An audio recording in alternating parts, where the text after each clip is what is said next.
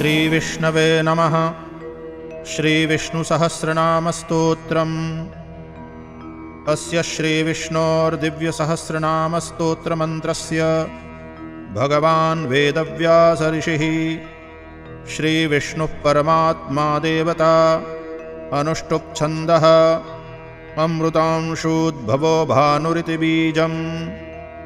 देवकीनन्दनस्रष्टेति शक्तिः त्रिसामासामगः सामेति हृदयम्। शङ्खभृन्नन्दकी चक्रीति कीलकम्। शार्ङ्गधन्वा गदाधर इत्यस्त्रम्। रथाङ्गपाणिरक्षोभ्य इति कवचम्। उद्भवक्षोभणो देव इति परमो मन्त्रः। श्रीविष्णुप्रीत्यर्थे जपे विनियोगः।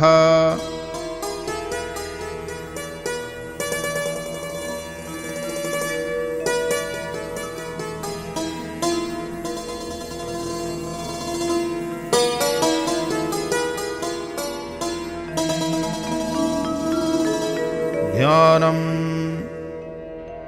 शान्ताकारं भुजगशयनं पद्मनाभं सुरेशं। विश्वाधारं गगनसदृशं मेघवर्णं शुभांगं। लक्ष्मीकान्तं कमलनयनं योगिभिर्ध्यानगम्यं। वन्दे विष्णुं भवभयहरं सर्वलोकैकनाथम्।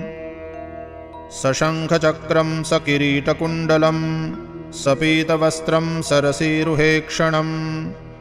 सहारवक्षस्थलकौस्तुभश्रियं नमामि विष्णुं शिरसा चतुर्भुजम्।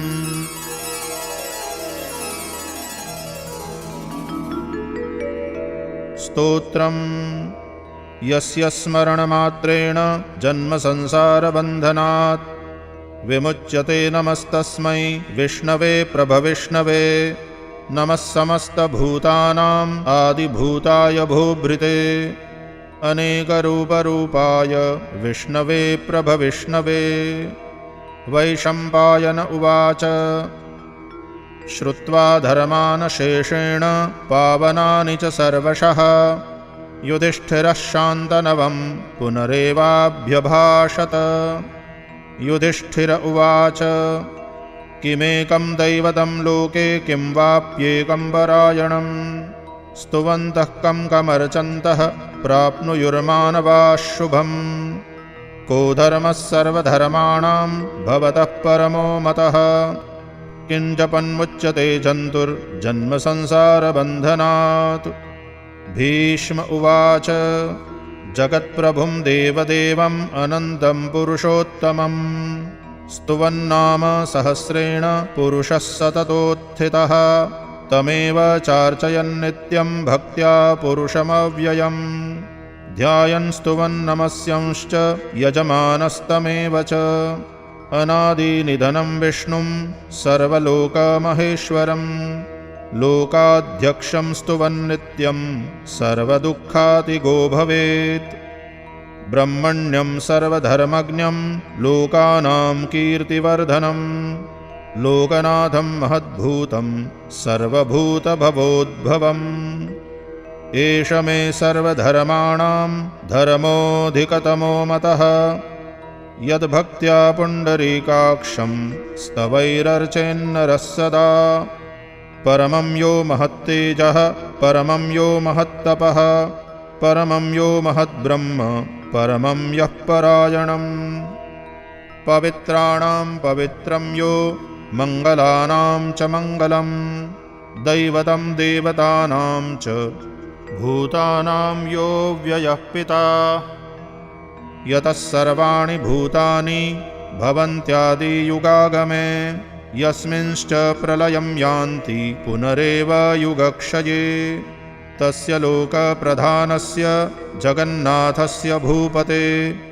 विष्णोर्नाम सहस्रं मे शृणु पापभयापहम्। यानि नामानि गौणानि विख्यातानि महात्मनः। ऋषिभिः परिगीतानि तानि वक्ष्यामि भूतये। ॐ विश्वं विष्णुर्वषट्कारो भूतभव्यभवत्प्रभुः। भूतकृद्भूतभृद्भावो भूतात्मा भूतभावनः भूतात्मा परमात्मा च मुक्तानां परमागतिः अव्ययः पुरुषः साक्षी क्षेत्रज्ञोऽक्षर एव च योगो योगविदां नेता प्रधानपुरुषेश्वरः नारसिंहवपुः श्रीमान् केशवः पुरुषोत्तमः सर्वः सर्वः शिवस्थाणुर्भूतादिर्निधिरव्ययः सम्भवो भावनो भर्ता प्रभवः प्रभुरीश्वरः स्वयंभूः शम्भुरादित्यः पुष्कराक्षो महास्वनः अनादिनिधनो धाता विधाता धातुरुत्तमः अप्रमेयो ऋषिकेशः पद्मनाभोऽमरप्रभुः विश्वकर्मा मनुस्त्वष्टा स्थविष्ठस्थविरो ध्रुवः अग्राह्यः शाश्वतः कृष्णो लोहिताक्षप्रतर्दनः प्रभूतस्त्रिककुब्धाम पवित्रं मङ्गलं परम् ईशानप्राणदप्राणो ज्येष्ठश्रेष्ठप्रजापतिः हिरण्यगर्भो भूगर्भो माधवो मधुसूदनः ईश्वरो विक्रमी धन्वी मेधावी विक्रमक्रमः अनुत्तमो दुराधर्षः कृतज्ञः कृतिरात्मवान् सुरेशः शरणं शर्म विश्वरेताः प्रजाभवः अहः संवत्सरो व्यालः प्रत्ययः सर्वदर्शनः अजः सर्वेश्वरः सिद्धः सिद्धिः सर्वादिरच्युतः वृषा कपिरमेयात्मा सर्वयोगविनिःसृतः वसुर्वसुमनः सत्यः समात्मा संमितः समः अमोघः पुण्डरीकाक्षो वृषकर्मा वृषाकृतिः रुद्रो बहुशिरा बभ्रुर्विश्वयोनिःशुचिश्रवाः अमृतः शाश्वतस्थाणुर्वरारोहो महातपाः सर्वगः सर्वविद्भानुर्विश्वक्सेनो जनार्दनः वेदो वेदविदव्यङ्गो वेदाङ्गो वेदवित्कविः लोकाध्यक्षः सुराध्यक्षो धर्माध्यक्षः कृताकृतः चतुरात्मा चतुर्व्यूहः चतुर्दंष्ट्रश्चतुर्भुजः भ्राजिष्णुर्भोजनं भोक्ता सहिष्णुर्जगदादिजः अनघो विजयो जेता विश्वयोनिः पुनर्वसुः उपेन्द्रो वामनप्रांशुरमोघः शुचिरूर्जितः अतीन्द्रः सङ्ग्रहः सर्गो धृतात्मा नियमो यमः वेद्यो वैद्यः सदा योगी वीरः माधवो मधुः अतीन्द्रियो महामायो महोत्साहो महाबलः महाबुद्धिर्महावीर्यो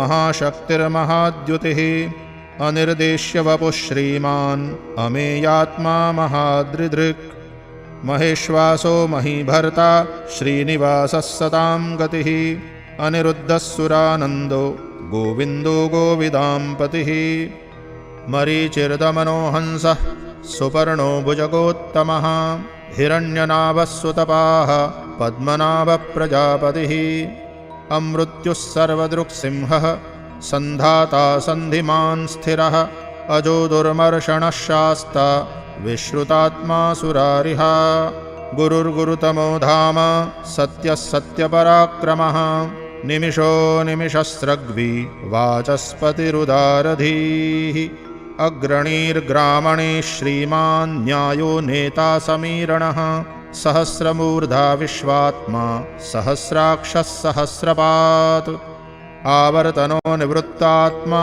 संवृतः सम्प्रमर्दनः अहः संवर्तको वह्निः अनिलो धरणीधरः सुप्रसादः प्रसन्नात्मा विश्वधृग्विश्वभुग्विभुः सत्कर्ता सत्कृतः साधुर्जन्नुर्नारायणो नरः असङ्ख्येयो प्रमेयात्मा विशिष्टः शिष्टकृच्छुचिः सिद्धार्थः सिद्धसङ्कल्पः सिद्धिदः सिद्धिसाधनः वृषा हि वृषभो विष्णुर्वृषपर्वा वृषोदरः वर्धनो वर्धमानश्च विविक्तश्रुतिसागरः सुभुजो दुर्धरो वाग्मी महेन्द्रो वसुदो वसुः नैकरूपो बृहद्रूपः शिपिविष्टप्रकाशनः ओजस्तेजोद्युतिधरः प्रकाशात्मा प्रतापनः रुद्धस्पष्टाक्षरो मन्त्रः चन्द्रांशुर्भास्करद्युतिः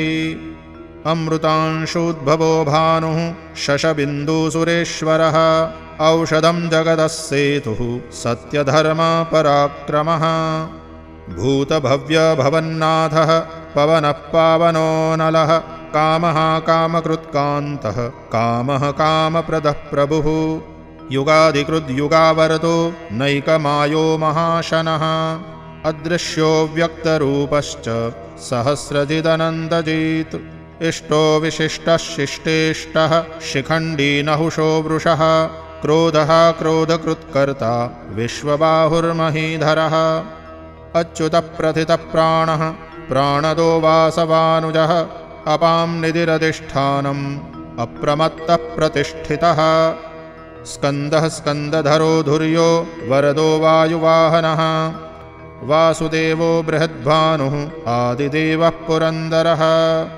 अशोकस्तारणस्तारः शूरः शौरिर्जनेश्वरः अनुकूलः शतावर्तः पद्मी पद्मनिभीक्षणः पद्मनाभोरविन्दाक्षः पद्मगर्भः शरीरभृत् महर्धिर्रुद्धो वृद्धात्मा महाक्षो गरुडध्वजः अतुलः शरभो भीमः समयज्ञो हविर्हरिः सर्वलक्षणलक्षण्यो लक्ष्मीवान् समितिञ्जयः विक्षरो रोहितो मार्गो हेतुर्दामोदरः सहः महीधरो महाभागो वेगवानमिताशनः उद्भवक्षोभणो देवः श्रीगर्भः परमेश्वरः करणं कारणं कर्ता विकर्ता गहनो गुहः व्यवसायो व्यवस्थानः संस्थानस्थानदो ध्रुवः परर्धिः परमस्पष्टः तुष्टः पुष्टः शुभेक्षणः रामो विरामो विरचो मार्गो नेयो नयो नयः वीरः शक्तिमतां श्रेष्ठो धर्मो धर्मविदुत्तमः वैकुण्ठः पुरुषः प्राणः प्राणदः प्रणवः पृथुः हिरण्यगर्भः शत्रुघ्नो व्याप्तो वायुरधोक्षजः ऋतुः सुदर्शनः कालः परमेष्ठी परिग्रहः उग्रः संवत्सरो दक्षो विश्रामो विश्वदक्षिणः विस्तारस्थावरस्थाणुः प्रमाणं बीजमव्ययम् अर्धोऽनर्धो महाकोशो महाभोगो महाधनः अनिर्विण्णस्थविष्ठो भूर्धर्मयूपो महामखः नक्षत्रनेमिर्नक्षत्री क्षमः क्षामः समीहनः यज्ञ इज्यो महेज्यश्च क्रतुः सत्रं सतां गतिः सर्वदर्शी विमुक्तात्मा सर्वज्ञो ज्ञानमुत्तमम् सुव्रतः सुमुखः सूक्ष्मः सुघोषः सुखदः सुहृत् मनोहरो जितक्रोधो वीरबाहुर्विदारणः स्वापनस्ववशो व्यापी नैकात्मानैककर्मकृत् वत्सरो वत्सलो वत्सी रत्नगर्भो धनेश्वरः धर्मगुप्धर्मकृद्धर्मी सदसत्क्षरमाक्षरम् अविज्ञाता सहस्रांशुर्विधाता कृतलक्षणः गभस्तिनेमिः सत्त्वस्थः सिंहो भूतमहेश्वरः आदिदेवो महादेवो देवेशो देवभृद्गुरुः उत्तरो गोपतिर्गोप्ता ज्ञानगम्यः पुरातनः शरीरभूतभृद्भोक्ता कपीन्द्रो भूरिदक्षिणः सोमपोऽमृतपः सोमः पुरुजित्पुरुसत्तमः विनयो जयः सत्यसन्धो दाशार्हः सात्वतां पतिः जीवो विनयिता साक्षी मुकुन्दोमितविक्रमः अम्भोनिधिरनन्तात्मा महोदतिशयोऽन्तकः अजो महार्हः स्वाभाव्यो जितामित्रप्रमोदनः आनन्दो नन्दनो नन्दः सत्यधर्मा त्रिविक्रमः महर्षिः कपिलाचार्यः कृतज्ञो मेदिनीपतिः त्रिपदस्त्रिदशाध्यक्षो महाशृङ्गः कृतान्तकृत् महावराहो गोविन्दः सुषेणः कनकाङ्गदी गुह्यो गभीरो गहनो गुप्तश्चक्रगदाधरः वेदास्वाङ्गोऽजितः कृष्णो दृढः सङ्कर्षणोच्युतः वरुणो वारुणो वृक्षः पुष्कराक्षो महामनाः। भगवान् भगहानन्दी वनमाली हलायुधः आदित्यो ज्योतिरादित्यः सहिष्णुर्गतिसत्तमः सुधन्वाखण्डपरशुर्दारुणो द्रविणप्रदः दिवि स्पृक्सर्वदृग्व्यासो वाचस्पतिरयो निजः त्रिसामासामगः साम निर्वाणं भेषजं विशक् संन्यासकृच्छमः शान्तो निष्ठा शान्तिः परायणम् शुभाङ्गः शान्तिदः स्रष्टा कुमुदः कुवलेशयः गोहितो गोपतिर्गोप्ता वृषभाक्षो वृषप्रियः अनिवर्ती निवृत्तात्मा संक्षेप्ता क्षेमकृच्छिवः श्रीवत्सवक्षाः श्रीवासः श्रीपतिः श्रीमताम्बरः श्रीधः श्रीशः श्रीनिवासः श्रीनिधिः श्रीविभावनः श्रीधरः श्रीकरः श्रेयः श्रीमान् लोकत्रयाश्रयः स्वक्षः स्वङ्गः शतानन्दो नन्दिर्ज्योतिर्गणेश्वरः विजितात्मा विधेयात्मा सत्कीर्तिश्छिन्नसंशयः उदीर्णः सर्वतश्चक्षुः अनीशः शाश्वतस्थिरः भूषयो भूषणो भूतिर्विशोकः शोकनाशनः अर्चिष्मान् अर्जितः कुम्भो विशुद्धात्मा विशोधनः अनिरुद्धो प्रतिरथः प्रद्युम्नोमितविक्रमः कालनेमी निहावीरः शौरिः शूरजनेश्वरः त्रिलोकात्मा त्रिलोकेशः केशवः केशिहा हरिः कामदेवः कामपालः कामीकान्तकृतागमः अनिर्देश्य वपुर्विष्णुर्वीरोऽनन्तो धनञ्जयः ब्रह्मण्यो ब्रह्मकृद्ब्रह्मा ब्रह्म ब्रह्म विवर्धनः ब्रह्मविद्ब्राह्मणो ब्रह्मी ब्रह्मज्ञो ब्राह्मणप्रियः महाक्रमो महाकर्मा महातेजा महोरगः महाक्रतुर्महायज्वा महायज्ञो महाहविः स्तव्यः स्तवप्रियस्तोत्रं स्तुतिस्तोतारणप्रियः पूर्णः पूरयिता पुण्यः पुण्यकीर्तिरनामयः मनोजवस्तीर्थकरो वसुरेता वसुप्रदः वसुप्रदो वासुदेवो वसुर्वसुमनाहविः सद्गतिः सत्कृतिः सत्ता सद्भूतिः सत्परायणः शूरसेनो यदुश्रेष्ठः सन्निवासः सुयामुनः भूतावासो वासुदेवः सर्वासुनिलयो नलः दर्पः दर्पदो दृप्तो दुर्धरोऽथापराजितः विश्वमूर्तिर्महामूर्तिर्दीप्तमूर्तिरमूर्तिमान् अनेकमूर्तिरव्यक्तः शतमूर्तिः शताननः एकोनैकः सवः कः किं यत्तत्पदमनुत्तमम् लोकबन्धुर्लोकनाथो माधवो भक्तवत्सलः सुवर्णवर्णो हेमाङ्गो वराङ्गश्चन्दनाङ्गदी वीरः विषमः शून्यो भृताशीरचलश्चलः अमानी मानदो मान्यो लोकस्वामी त्रिलोकदृक् सुमेधा मेधजो धन्यः सत्यमेधाधराधरः तेजो वृषोद्युतिधरः सर्वशस्त्रभृताम्बरः प्रग्रहो निग्रहो व्यग्रो नैकशृङ्गो गदाग्रजः चतुर्मूर्तिश्चतुर्बाहुश्चतुर्व्यूहश्चतुर्गतिः चतुरात्मा चतुर्भावश्चतुर्वेदविदेकपात्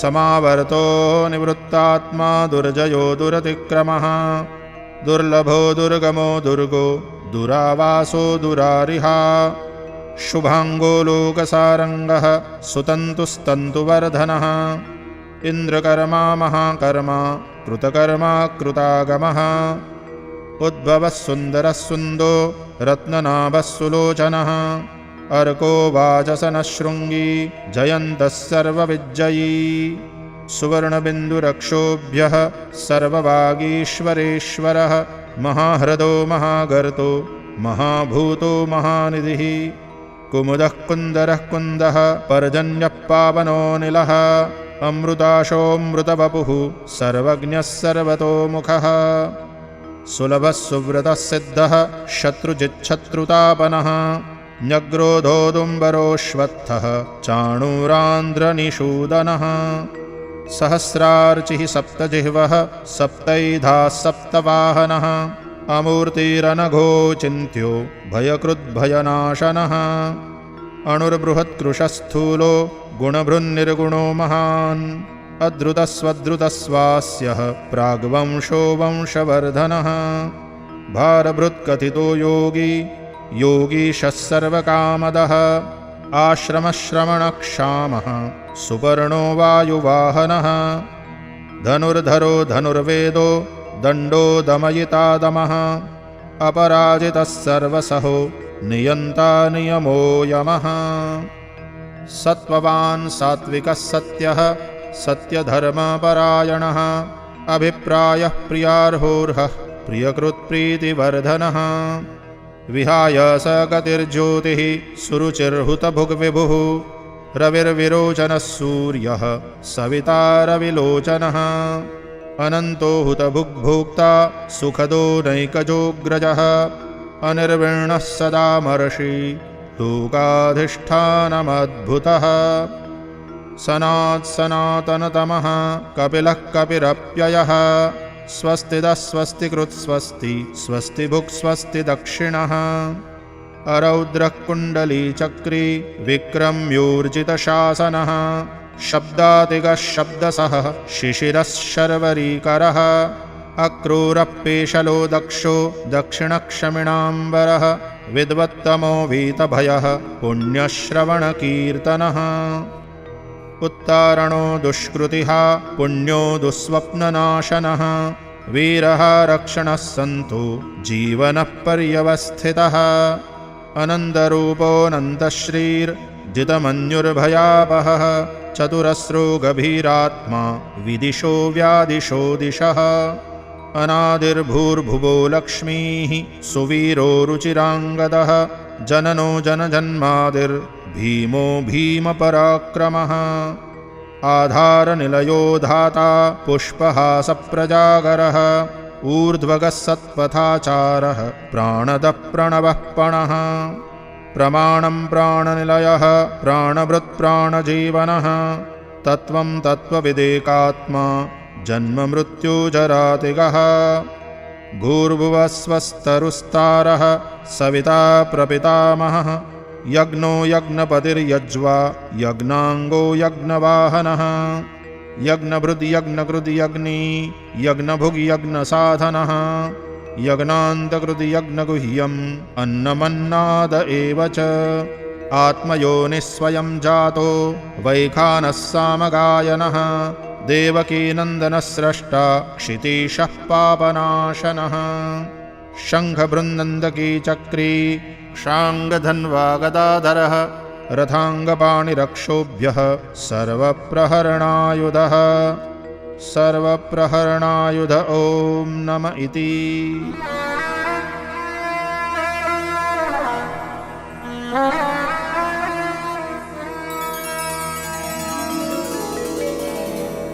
इतीदं कीर्तनीयस्य केशवस्य महात्मनः नाम्नां सहस्रं दिव्यानाम् अशेषेण प्रकीर्तितम् य इदं शृणुयान्नित्यं यश्चापि परिकीर्तयेत् नाशुभं प्राप्नुयात् किञ्चित् सोमूत्रेह च मानवः वेदान्तगो ब्राह्मणः स्यात् क्षत्रियो विजयी भवेत् वैश्यो धनसमृद्धः स्यात् शूद्रः सुखमवाप्नुयात् धर्मार्थी प्राप्नुयात् धर्मम् अर्थार्थी चार्थमाप्नुयात् कामानवाप्नुयात् कामी प्रजार्थी प्राप्नुयात् प्रजाम् भक्तिमान्यः सदोत्थाय शुचिस्तद्गतमानसः सहस्रं वासुदेवस्य नाम्नामेतत् प्रकीर्तयेत् यशः प्राप्नोति विपुलं ज्ञातिप्राधान्यमेव च अचलां श्रियमाप्नोति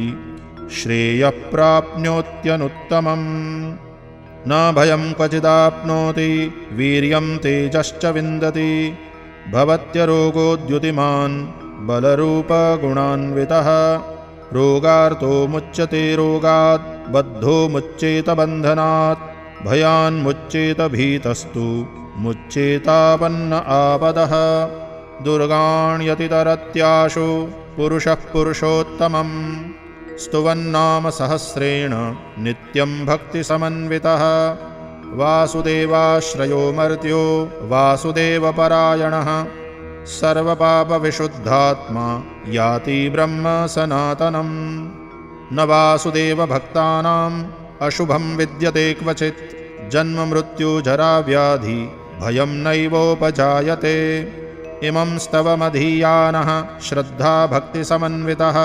युज्येतात्मसुखक्षान्ति श्रीधृतिस्मृतिकीर्तिभिः न क्रोधो न च मात्सर्यं न लोभो नाशुभा मतिः भवन्ति कृतपुण्यानां भक्तानां पुरुषोत्तमे द्यौः सचन्द्रार्कनक्षत्रा खं दिशो भूर्महो दधिः वासुदेवस्य वीर्येण विद्रुतानि महात्मनः स सुरासुरगन्धर्वं स यक्षोरगराक्षसं जगद्वशे वर्ततेदं कृष्णस्य सचराचरम् इन्द्रियाणि मनोबुद्धिः सत्वं तेजोबलं धृतिः वासुदेवात्मकान्याहुः क्षेत्रं क्षेत्रज्ञ एव च सर्वागमानाम् आचारः प्रथमं परिकल्पते आचारप्रभवो धर्मो धर्मस्य प्रभुरच्युतः ऋषयः पितरो देवा महाभूतानि धातवः